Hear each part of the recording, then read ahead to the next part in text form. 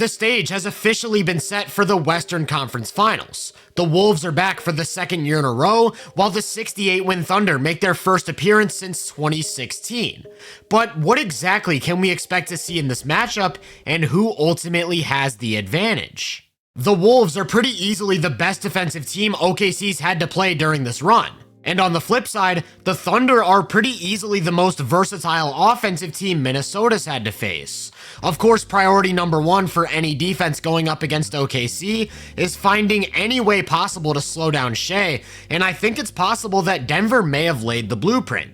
Shai still walked out of that series averaging 30 points and 7 assists a game on 63% true shooting, but as a team, they struggled to create advantages, and their offensive efficiency wasn't quite what it was throughout the season. The Nuggets almost operated in a sort of zone for a majority of the series, aggressively playing the gaps and parking Jokic in the middle to not let Shai touch the paint. And I don't see what's stopping the Wolves from doing the exact same thing, only now it's going to be Jaden McDaniels on the ball and Gobert parked in the middle, which is a lot more difficult to attack. As a result, I wonder if they'll shift to a more pick and roll heavy approach in an effort to get Rudy away from the paint, and I think that puts the Wolves in an interesting spot. Depending on who Rudy's guarding, we'll probably see very different coverages. If it's Chet, they're primarily looking to pick and pop, and that's when I'd expect the Wolves to do exactly what they did against the Lakers, with Rudy picking up the ball in a high drop while Jaden recovers, then switching late if necessary to not give up a catch and shoot three.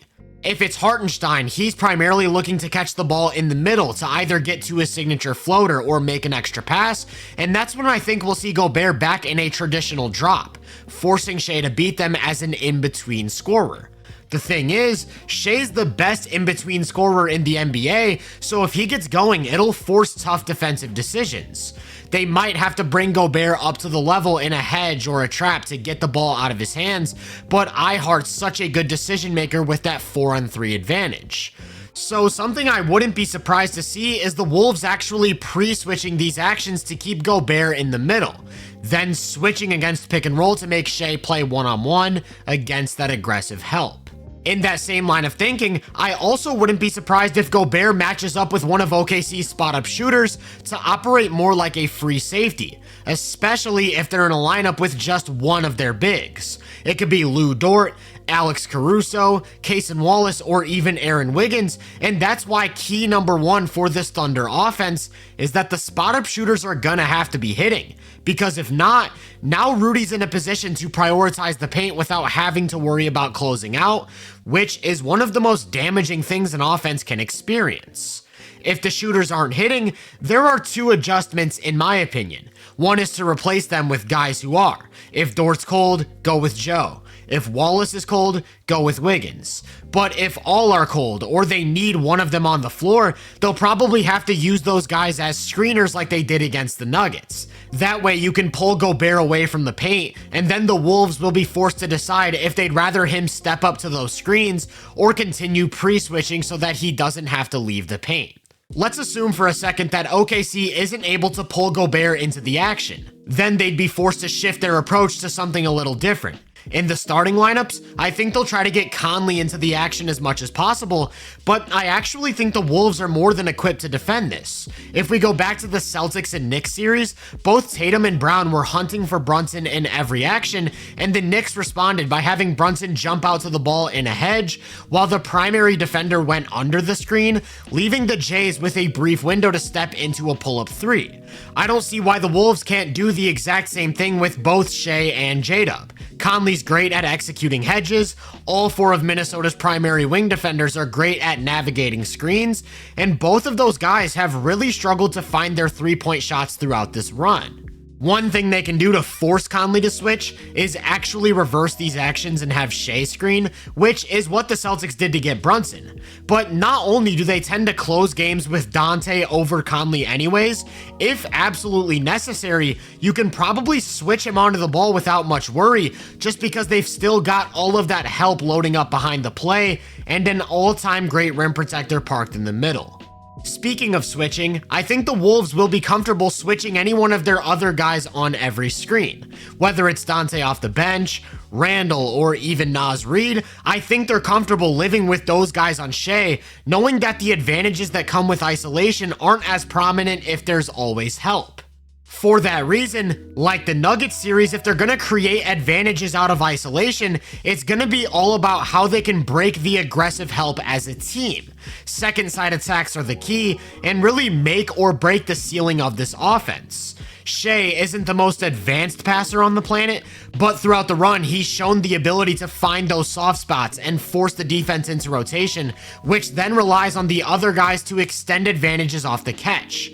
To get out of this series, they're gonna need a lot from J-Dub, as he really struggled to find any sort of consistent offense against Denver. And if any one of their shooters are struggling to hit, I'd expect them to lean more into Wiggins or Joe as offensive options to take some of that pressure away from Shai. Just to quickly recap, I think there are a few major points of emphasis for OKC's offense in this series.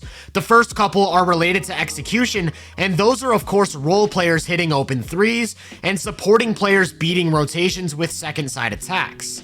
Schematically, I think they'll have to find a way to pull Gobert into as much action as they possibly can, and I'd probably try to get either Conley or Randall switched onto the ball before setting up isolations as a way to force more help.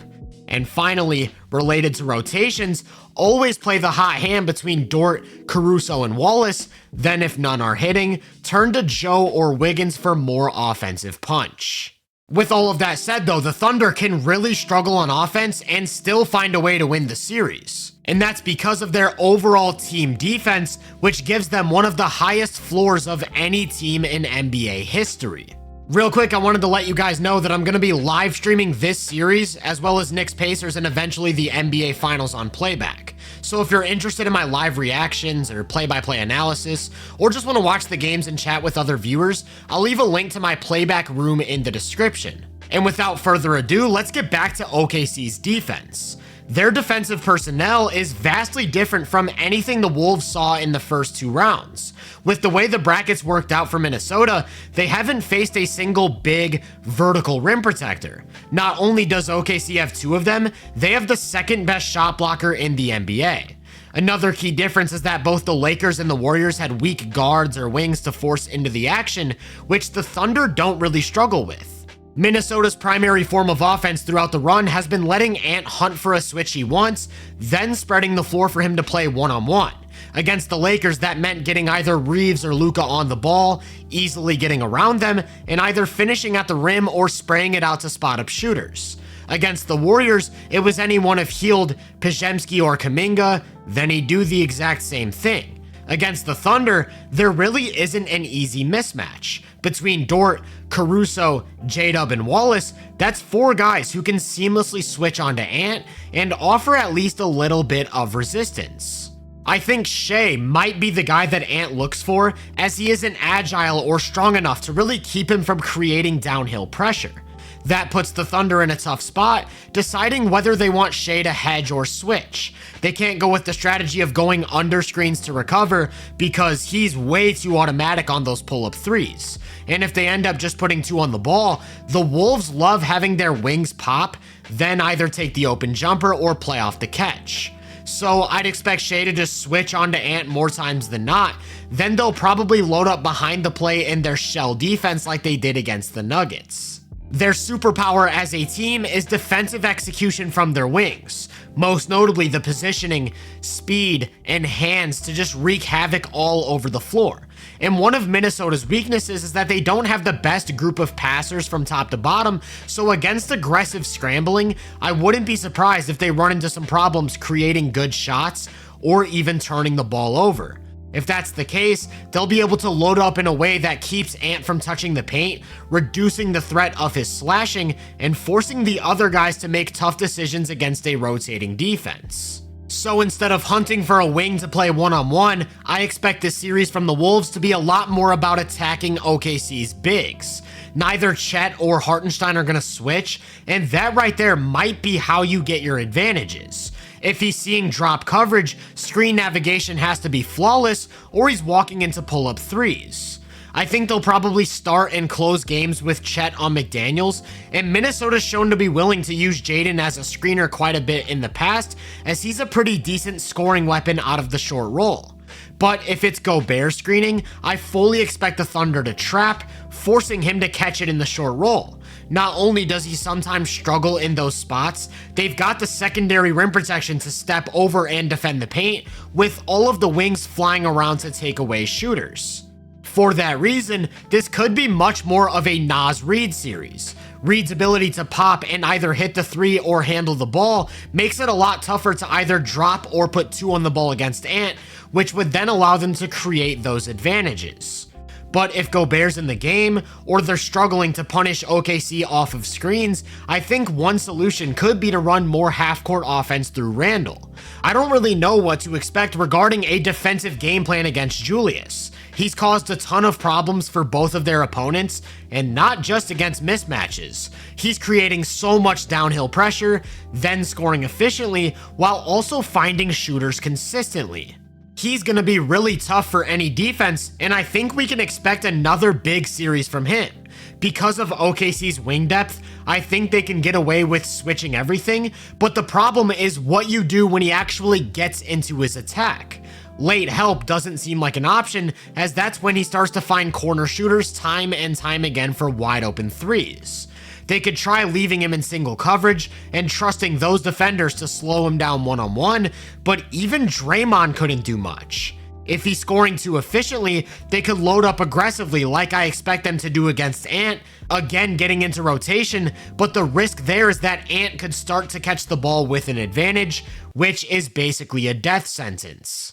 It's tough to see a solution for the Julius Randle problem, and I think a pathway to a Wolves victory could be to push that button as much as possible. It's also worth noting that Minnesota's size and athleticism, not only between Ant and Randle but across the board, also gives them a slight personnel advantage regarding OKC's rotation. I mentioned how they might want to get Isaiah Joe on the floor for more offense. I don't know if he can stay on the floor against the Wolves for that reason, and the same goes for Jay Will, who Ant would put into every action to create automatic advantages. The biggest thing I'll be looking for though is whether or not the Wolves can speed up their offense a bit. OKC's set defense is nearly impossible to beat on a possession-by-possession basis, so they might have to play an early offense. Then the question becomes whether or not they're actually capable. In the regular season, they ranked 27th in the league in transition frequency, accounting for roughly 13% of their plays. In the playoffs, they've ramped that up to over 14%, good for 7th, and they've generated an incredibly efficient 1.4 points per possession, which is second behind only the Thunder. So in terms of total points of emphasis, I'd say a couple of them are similar to what OKC needs to do. Role players have to be hitting threes, which I'm not as worried about just because I think they have a better overall shooting roster, and the supporting guys are going to have to make timely decisions and attacks against rotations, as the only way to break the shell is to collapse the paint.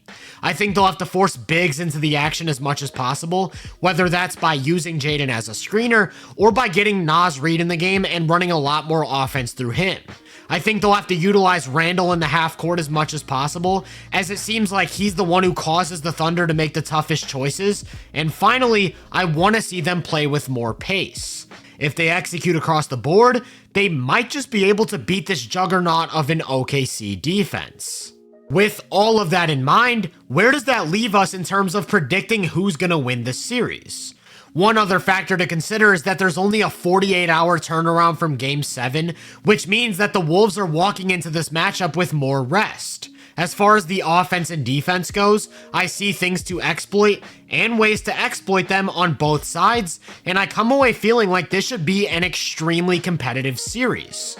All things considered, I'm expecting 6 or 7 games. And if I were forced to make a pick, my money would be on the Thunder escaping a tough 6-game series. I just trust their defensive execution more, and I think Shea should comfortably perform like the best player. And for those reasons, I think they'll be able to reach the NBA Finals for the first time in 13 years. If you enjoyed this breakdown, make sure to drop a like, subscribe, and turn my post notifications on to be first on more content. If you're interested in my more in-depth research, make sure to check out the Hoop Venue podcast and my social media profiles. You can find those links in the description. Feel free to let me know down in the comments what you think's gonna happen in this series. As always, I hope you all have a great day, and I'll catch you guys in the next one.